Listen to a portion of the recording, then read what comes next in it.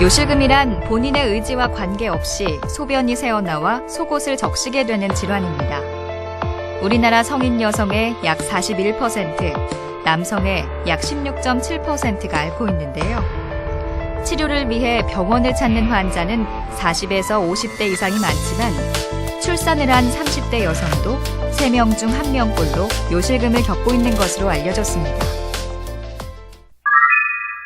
전 세계적으로 약 1,000만 명에 이를 것으로 추정되며 65세 이상 여성의 15에서 30%에 이르는 것으로 추정됩니다. 남성의 경우는 3에서 11%가량으로 보고되고 있습니다. 남성의 경우 요도가 음경을 지나는 부분까지 포함해서 약 18에서 20cm 정도이고 정액이 통과하는 생殖기관으로의 역할도 병행하고 있습니다. 여성의 경우 요도가 훨씬 짧아서 보통 3에서 5cm 정도 되며 생殖기관으로서의 역할은 없습니다. 요도의 길이 차이뿐만 아니라 항문과 질에 인접한 구조로 감염에 더 취약하고 임신 중이거나 자연분만을 하는 경우 배뇨를 조절하는 데 도움을 주는 골반저근이 약해지거나 손상이 올 수 있기 때문에 더 높은 발병률을 보입니다. 그러나 남성의 경우에도 요도가 전립선을 통과해서 지나가기 때문에 전립선 비대를 포함한 전립선 문제들이 요실금을 포함한 배뇨 증상에 영향을 줄 수 있습니다. 추워진 날씨는 요실금을 앓고 있는 환자를 긴장하게 하는 요소인데요. 여름보다 땀 배출이 적어 소변량이 증가하고 큰 일교차로 인해 방광 압력이 높아지기 때문입니다. 여기에 낮은 기온에 기관지가 약해져 기침이나 재채기라도 할 때면 의지와 상관없이 새어나오는 소변 때문에 당황하기 일쑤입니다. 복합성 요실금, 절박성 요실금, 복합성 요실금, 그리고 범람성 요실금으로 분류할 수 있습니다.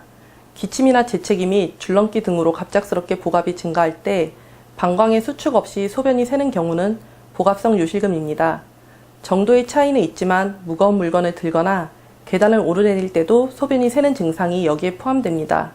갑작스럽고 강하게 소변이 마렵고 화장실 가기 전 스스로 소변을 조절할 수 없이 새는 경우는 절박성 요실금에 해당되며 마지막으로 절박성 요실금과 복합성 요실금이 혼합된 경우를 복합성 요실금으로 분류합니다. 요실금을 앓고 있는 많은 환자가 주변에 알리기보단 혼자 고민하는 경우가 많은데요.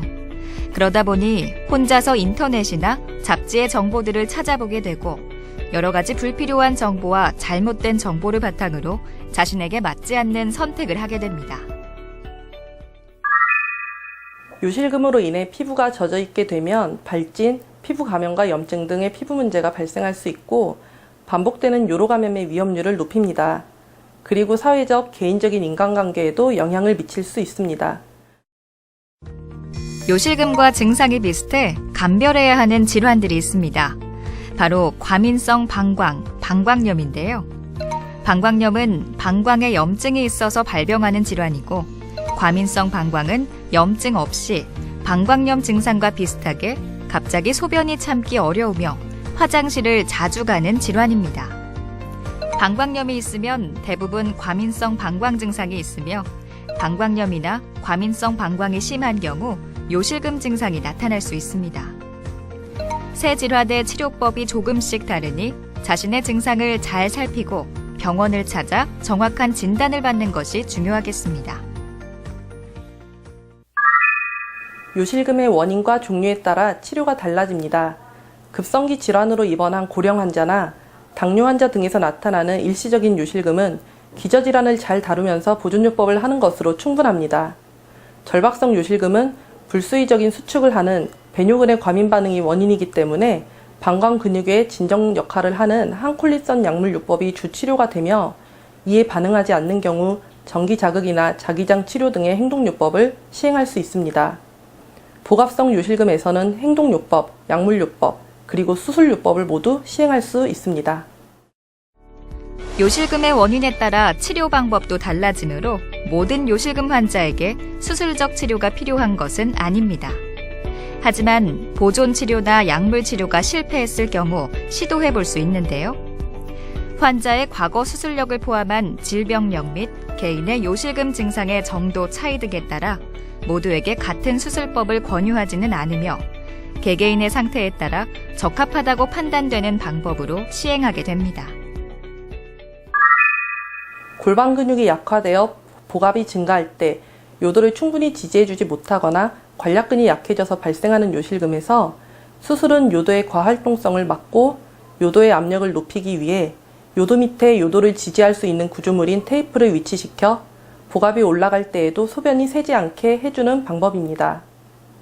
중부요도 슬링이 복압성 요실금이 있는 여성 환자의 수술적 치료 시 높은 성공률과 상대적으로 낮은 부작용으로 널리 시행되고 있습니다.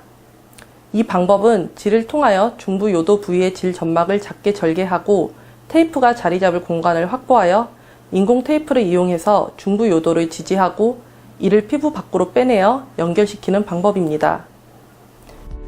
원인과 상관없이 요실금을 예방하는 방법으로 시도해 볼 수 있는 것이 케겔 운동인데요. 케겔 운동은 분만, 노화로 약해진 골반 근육 강화에 도움이 됩니다. 특히 분만 후 생긴 요실금과 절박성 요실금 환자에게 효과적인 것으로 알려졌습니다. 소변을 참고 방귀를 참는 것을 상상하는 것으로 다리를 어깨 넓이로 벌리고 눕거나 선자세 혹은 앉은 자세 중 본인에게 편안한 상태에서 시도합니다. 이때 허벅지, 엉덩이와 복부의 근육이 힘이 들어가지 않도록 합니다. 소변을 참을 때처럼 근육을 조이고 동시에 질과 방귀를 참는 것처럼 항문 쪽까지 모두 조여주도록 합니다. 이때 조여지는 근육을 확인하면 다시 근육을 이완하십시오. 복부에 힘을 풀고 천천히 숨을 쉬면서 골반을 긴장시켜 봅니다. 배꼽 위쪽으로는 절대 힘이 들어가서는 안 되며 배꼽 아래쪽은 골반 근육과 함께 움직임으로 약간의 힘이 들어가거나 평평해질 수 있습니다. 근육을 조이면서 골반 근육을 들어 올리거나 짜주듯이 조여주는 느낌을 확인하십시오. 이를 느낄 수가 없다면 앉은 자세에서 선 자세로 또는 누운 자세 등으로 자세를 바꾸고 다시 시도합니다. 조여준 후에는 충분히 근육을 이완시켜주고 다시 반복합니다. 운동 시 근육을 조여주게 되면 같은 시간 동안 반드시 이완시켜주는 것까지 포함해서 반복해야 운동에 효과가 있으며 이때는 숨을 참지 않고 깊게 들이쉬고 내쉼을 반복하면서 해야 합니다. 여기서 잠깐!